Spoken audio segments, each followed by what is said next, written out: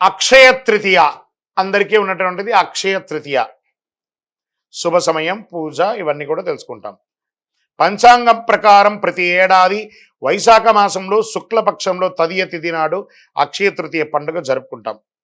హిందూ మత విశ్వాసాల ప్రకారం అక్షయ తృతీయ ఎంతో ప్రాముఖ్యత ఉంది.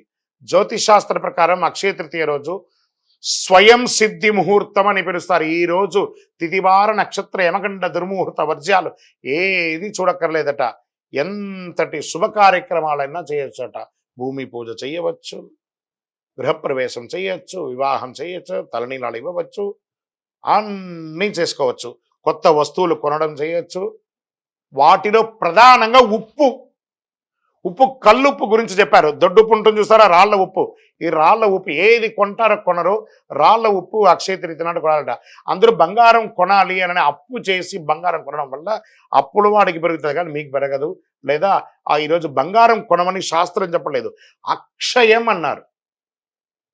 అక్షయం అంటే ఏంటి? తరగనిది. పవిత్రమైన రోజు ఎలాంటి శుభముహూర్తం చూడకుండా అన్ని పనులు చేసుకోవచ్చు.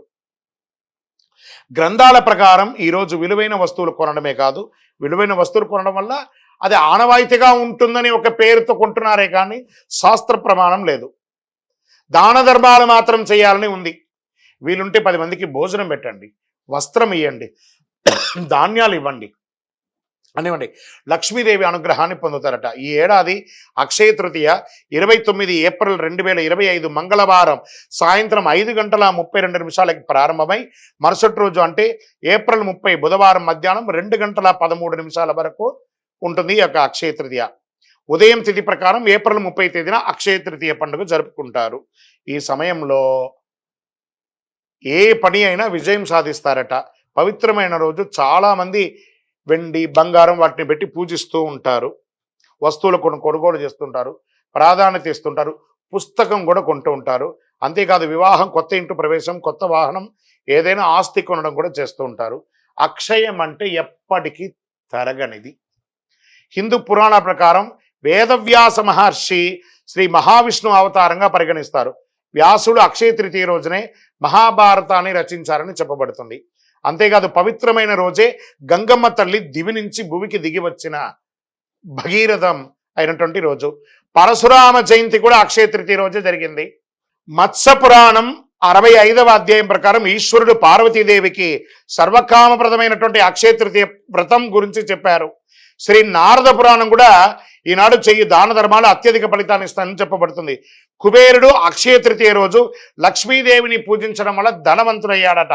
మహాభారతంలో శ్రీకృష్ణుడు ద్రౌపదికి వస్త్రాభరణం అప్పుడు చీరను ప్రసాదించింది కూడా ఇదే రోజు.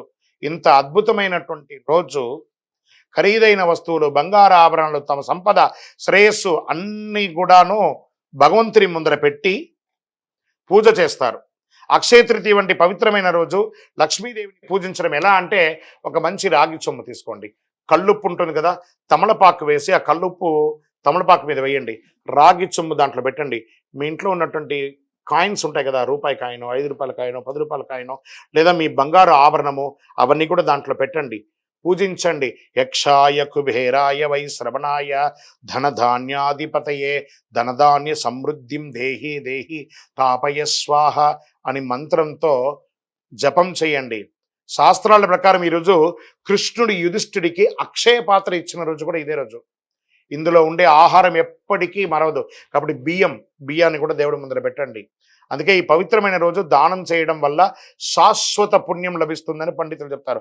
అక్షయ తృతీయ రోజు ఒకవైపు కొబ్బరికాయ, దక్షిణావృత శంఖం అంటారు చూసారా, చెవిలో పెట్టుకుంటే ఓంకార నాదం వస్తుంది చూసారా, దక్షిణావృత శంఖం, శివలింగం, కళ్ళుప్పు, దొడ్డుప్పు అంటారు చూసారా, ఖచ్చితంగా ఆ రోజు 1 కిలోంబావు కొనండి, కళ్ళుప్పు కొనండి. కొన్ని చోట్ల దొరకదు, వెతకండి, తీసుకొచ్చి కొనండి. ఆ రోజు ఇంటికి తీసుకురావడాన్ని గట్టిగా చెయ్యండి. దాని పూజ ఎలా చేయొచ్చు? అక్షయ తృతీయ రోజు తెల్లవారుజామున అంటే సూర్యోదయానికి ముందు లేచి గడప కడిగి పసుపు వారం రాసి స్నానాధికాలు చేసి ఉతికిన బట్టలు ధరించి పసుపు రంగు వస్త్రాలు ధరించండి. మంచి ఫలితాలు పొందారు. పూజ చేసే చోట ఒక వస్త్రం ఏర్పాటు చేయండి. అనంతరం విష్ణు విగ్రహాన్ని, లక్ష్మీదేవి విగ్రహాన్ని ప్రార్థన చేయండి, నీటితో శుద్ధి చేయండి. పూజ చేసే సమయంలో తులసి ఆకులు, బిల్వ ఆకులు పెట్టి పూజించండి. పండ్లు, పువ్వులు వగరాలు పెట్టండి. మంచి ఆహారం అనండి, తీపి పండ్రంతా పేదవాళ్ళకి, ఆఖరికి మీ ఇంట్లో పని చేసే వాళ్ళు ఉంటారు కదా వాళ్ళకి ఇవ్వండి. స్ట్రేంజర్స్ రోడ్డు మీద, ఈ హాస్పిటల్స్ బయట అటెండెన్స్ లోపల ఉన్నటువంటి వ్యాధితో ఉన్న వాళ్ళు బయట చాయ్ కాఫీ తాగడానికి కూడా లేకుండా వాళ్ళ బంధుమిత్రులు రోడ్డు మీద ఉంటారు చూసారా, వాళ్ళకి పోయి ఆహారం ఇవ్వండి, ఆనందపడతారు. ఆ లోపల ఉన్న వైద్యం చేసుకున్న వాళ్ళు కూడా ఆరోగ్యం అవుతారు.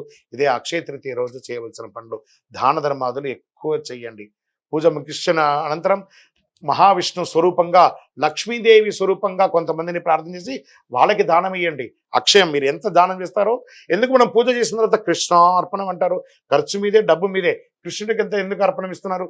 కృష్ణార్పణం అనగానే అది తిరిగి మీ దగ్గరికి వస్తుంది, అందుకే అక్షయం అని అన్నారు.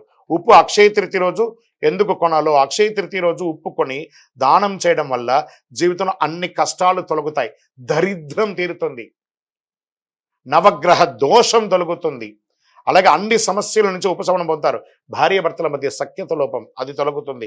అక్షయ తృతీయ రోజు ఉప్పు దానం చేయడం వల్ల పూర్వీకుల ఆశీస్సులు పొందుతారు. అక్షయ తృతీయ రోజు ఉప్పు కొనడం వల్ల సాధారణ రాతి బాగా తెల్లగా ఉన్నటువంటిది అక్షయ తృతీయ రోజు రాతి ఉప్పు కొనడం వల్ల లక్ష్మీదేవి ప్రసన్నమవుతుంది. చూడండి, వంట అంతా చేస్తామండి, ఒక చుక్క అందులో ఉప్పు లేకపోతే ఎలా ఉంటుంది? అద్భుతమైన వంటే కదా, అదే లక్ష్మీదేవి.